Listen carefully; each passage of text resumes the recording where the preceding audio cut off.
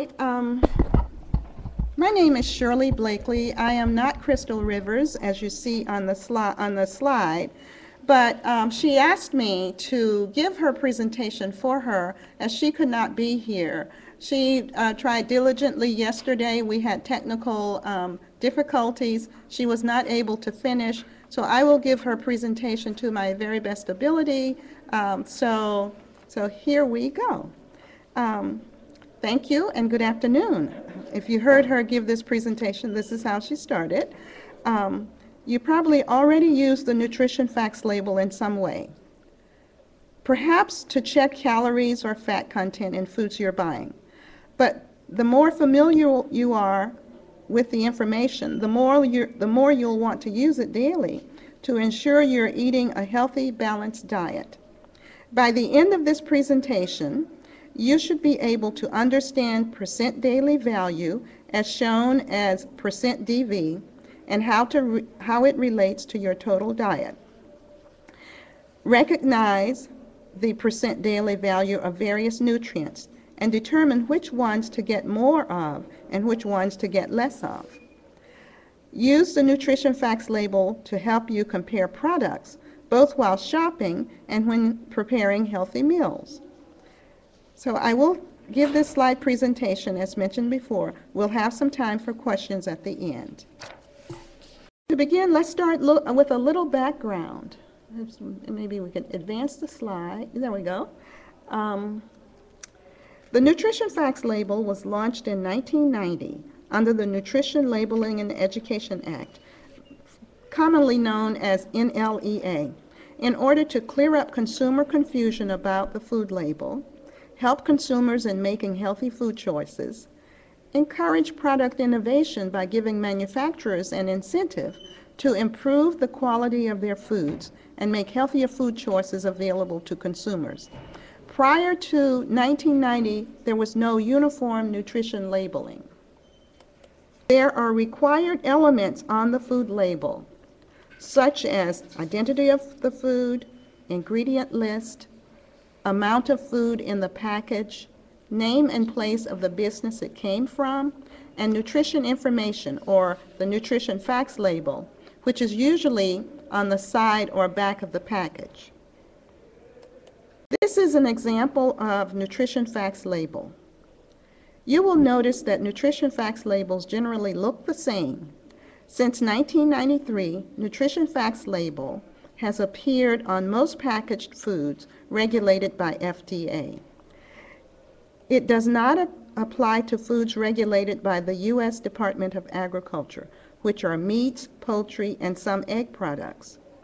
There are 6 elements on the nutrition facts label that I'm going to cover. Sections 1 through 4 and 6. These are serving size, calories, and nutrient information, which can vary with each food product. Section 5 contains a footnote, which does not change from product to product. So let's go through the nutrition facts label, one section at a time. The place to start when you look at the nutrition facts label is the serving size and the number of servings per package. The nutrition information on the rest of the label is based on 1 serving. However, many food packages contain more than 1 serving. The FDA sets serving sizes for all foods, as you've heard this morning. But remember, these are measurements only, not recommendations how much individuals should consume. Serving sizes are standardized to make it easier to compare similar foods. They are provided in familiar units such as cups or pieces, followed by the metric amount, such as the number of grams or milliliters. Look at the serving size and be aware of how many you're actually eating. If you double the servings you eat, then you need to double the calories and all of the nutrient amounts, including doubling the fat, sodium, or sugars. And when comparing products, make sure the serving size is the same, so you get an accurate comparison. The next webinar presentation, of course, will talk about serving sizes, which you heard this morning from Ms. Henderson. This slide shows where you'll find the number of calories per serving and the calories from fat in each serving. Calories provided as a measure of how much energy you get from a serving of this food. And again, always note the serving size. For example, there are 250 calories in one serving, or 1 cup, of this macaroni and cheese product. 110 calories are from fat, which means almost half the calories in a single serving come from fat. If you eat the contents of the entire package, then you would consume 2 servings, or 2 cups, which provide 500 calories, and 220 would come from fat.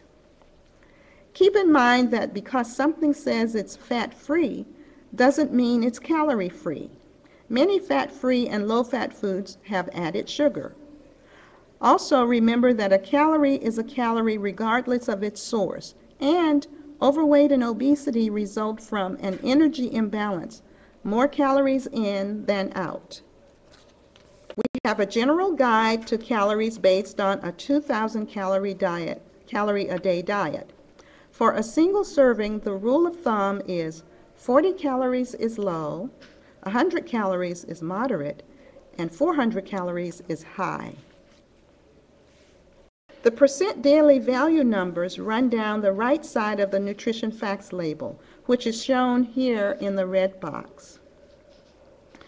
It is the amount of a nutrient in one serving compared to a reference intake level. Note that asterisks used after the heading percent daily value refers to the footnote in the lower part of the label, which tells you percent daily values are based on a 2,000 calorie diet. This statement must be on all food labels. It also tells you that your daily value may be higher or lower depending on your calorie needs. Although the percent daily value is based on 2,000 calories, a 2,000 calorie daily diet, and your calorie need may be higher or lower than 2,000 calories, you can still use the percent daily value as a frame of reference. Percent DV are intended for healthy populations, so someone with chronic diseases, such as chronic kidney disease, should follow dietary recommendations from their healthcare provider.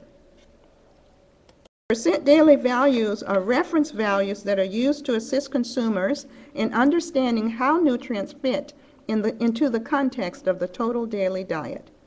Help consumers in comparing nutritional values of food products. And it can also be used as a guide to help you make dietary trade-offs with other foods throughout the day. For instance, if you eat a lunch that is relatively high in salt or in fat, then you should choose a lower fat or lower salt meal for dinner.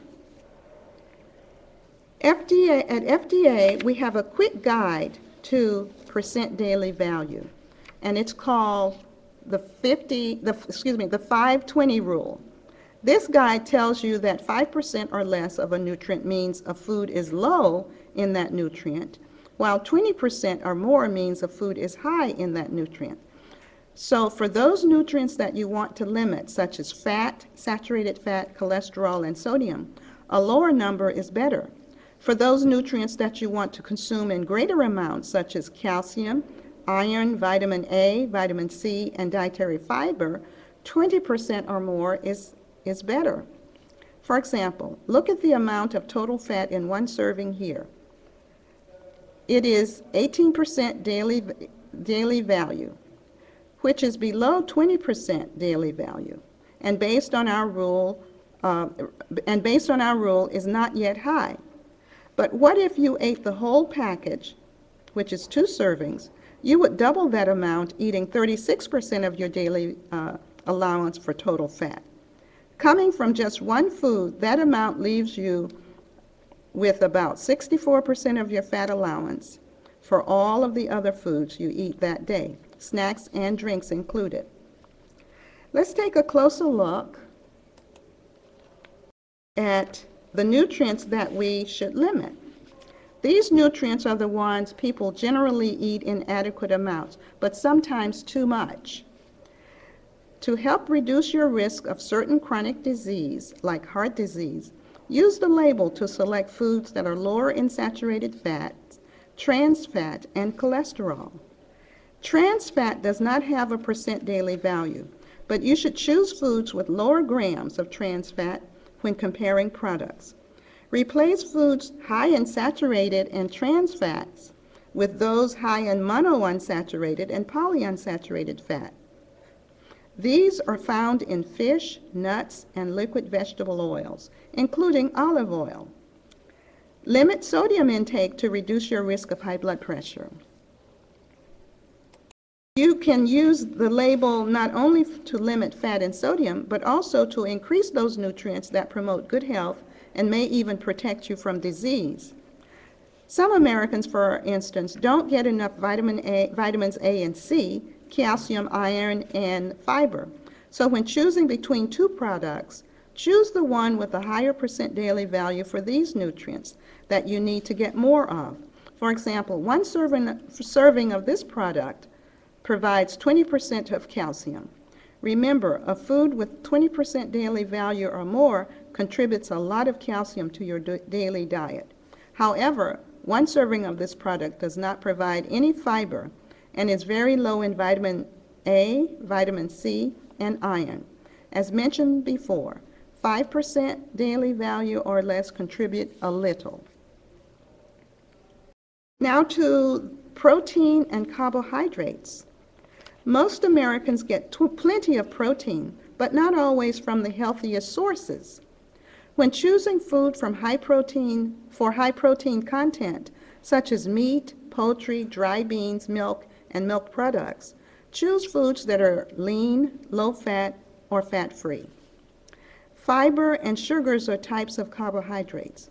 Healthy sources like fruits, vegetables, beans, and whole grains can help reduce the risk of heart disease and even improve digestive function.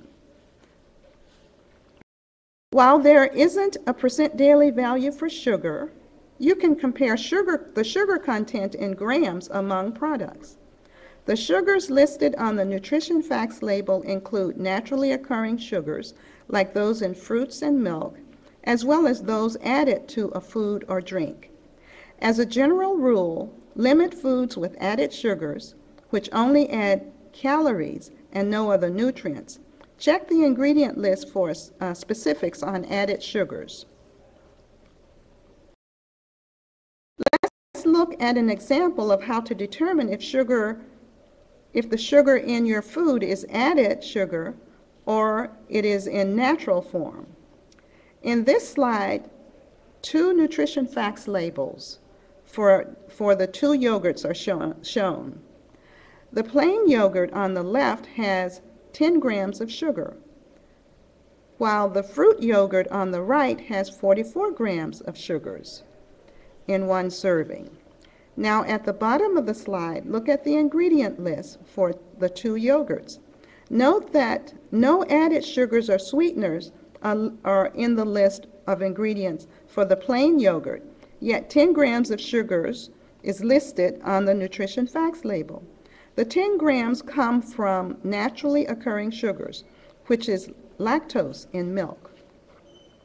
However, in the fruit yogurt, you can see the high fructose corn syrup in the ingredient list, meaning that this was an added sugar, which contributed to the higher sugar content of the fruit yogurt. Other names for added sugars include glucose, fructose, corn syrup, maple syrup, maltose, dextrose, and sucrose. Looking at the footnote of the nutrition facts label. The footnote at the bottom of the nutrition facts label provides information about daily values for important nutrients, including fats, sodium, and fiber.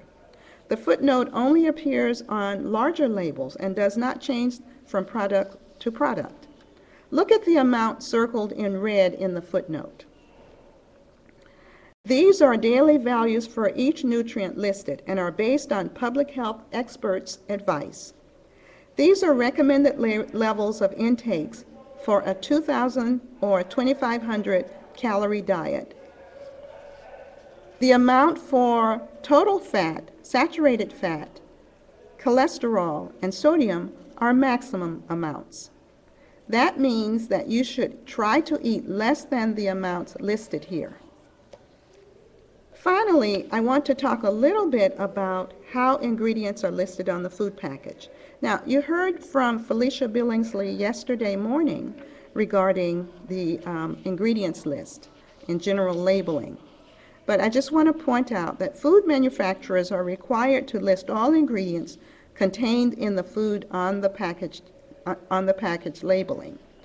On a product label, ingredients are listed in the order of predominance, with the ingredients used in the greatest amount listed first, followed in descending order by those in smaller amounts.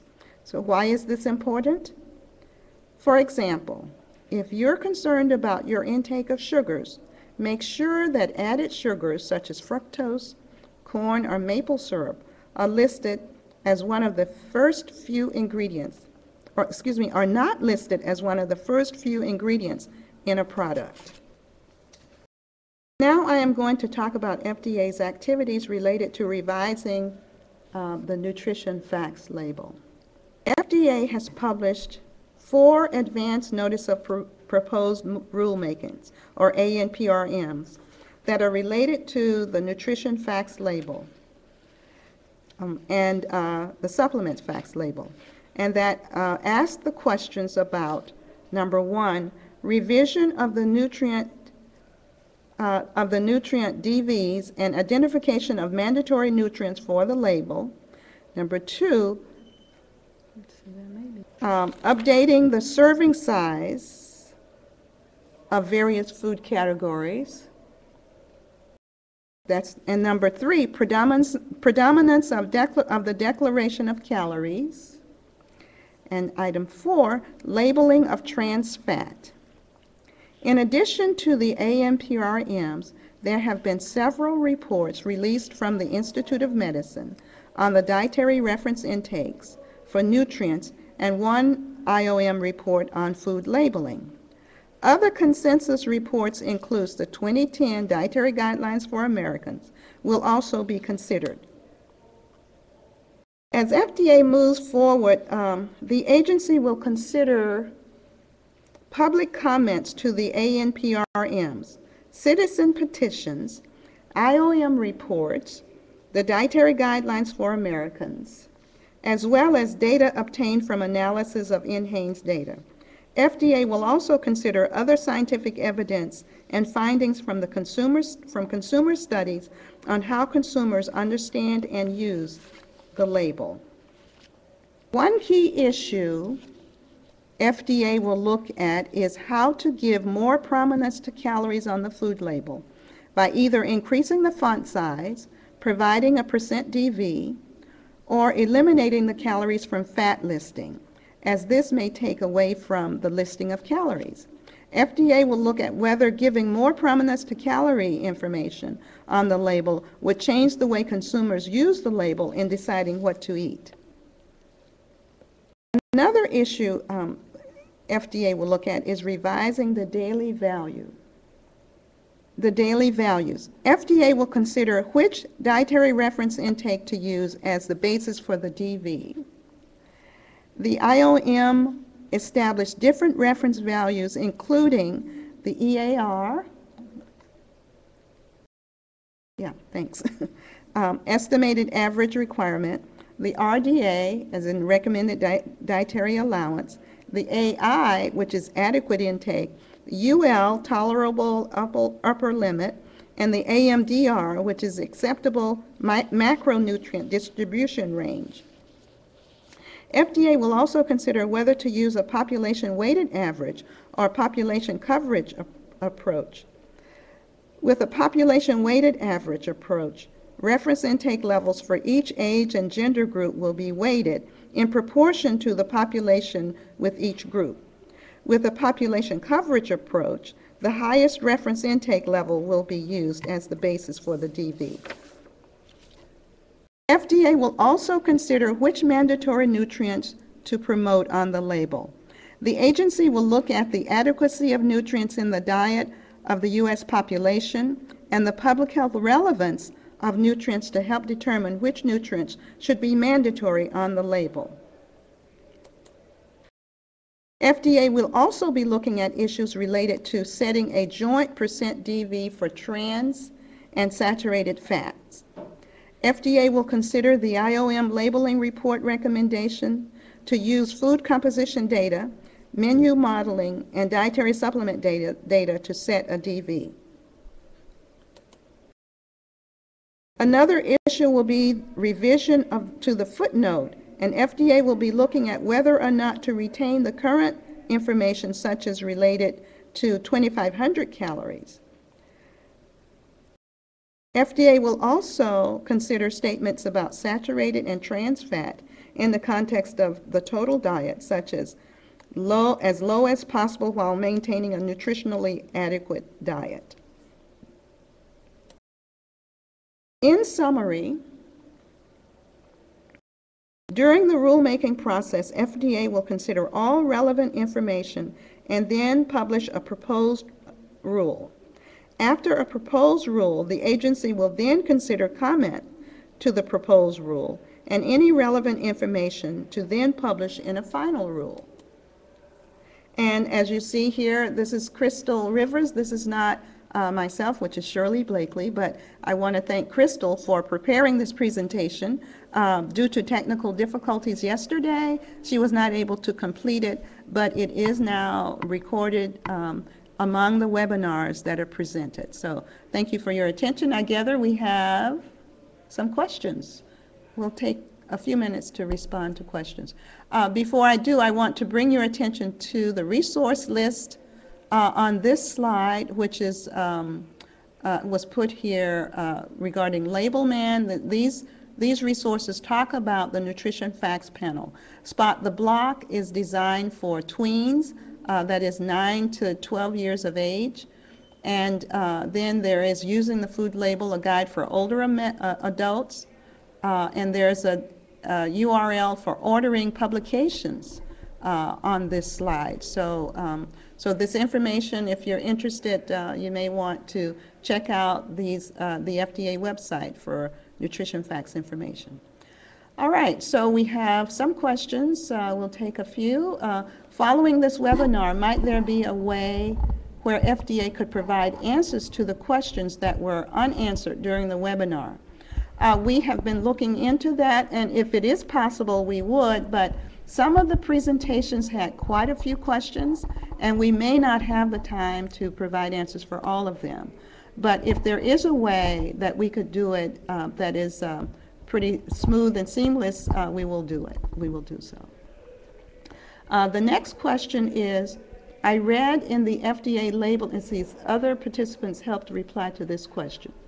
I read in the FDA labeling document that although we can list trans fat as 0 in the Nutrition Facts Panel, we can't include the label claim trans fat free. Is this correct? This question I am not prepared to answer. I think this question refers to the trans fat presentation that occurred earlier, where she gave a lot of information on trans fat intake, and then also the label claim presentation that occurred yesterday. So we will certainly, you know, hold this question and see if they will have an opportunity to answer it. And I will take, this is, how many more questions do we have?